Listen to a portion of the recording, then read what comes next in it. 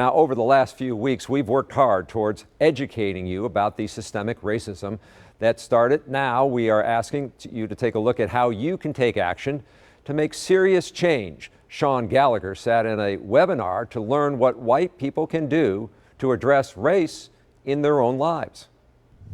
In theory, speaking out against racism is easy, but for white people it can be more difficult than that when we have to address those who are closest to us. That's why this webinar hoped to address just that, giving an education on how to unlearn racism. Let's go, get uncomfortable. The young professionals group Fuel Milwaukee is pushing through what makes these conversations uncomfortable, because as 4 white women, they've lived it.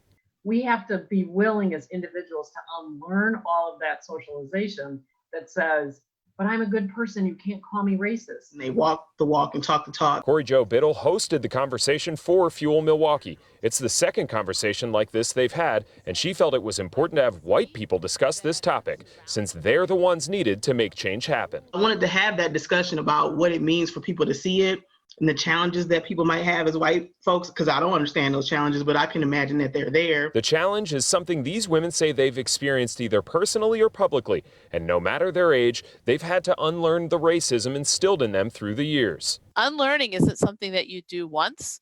Unlearning is something that you're constantly doing. I was in denial too for a long time. I grew up knowing that my mother was from the North, and therefore I wasn't as prejudiced. Jerry Ann Hazlett understood later in life the prejudices she had and decided to make a change. If you have to say I'm not a racist, you probably are. But something you can say is I am anti-racist. It was the same for Megan McGee. She had the realization in college, but it took her a little while to understand what that really felt like. It's one of those things that intellectually I understand, but emotionally, it's so different from my experience. Now she helps run Ex Fabula, where they focus on telling real Milwaukee stories with a focus on amplifying underrepresented voices. It's a big step she takes towards providing equity, but she urges others to unlearn racism. There are a million ways to take action. Just find one and don't worry about doing it wrong, because you will. I will, and I apologize, and then I try to do better. And that's okay. It's not about me and my feelings. It's a message all of the women involved are sending. The fear of getting it wrong shouldn't stop you from doing something. And we witness all kinds of crap happening in our families and we don't interrupt.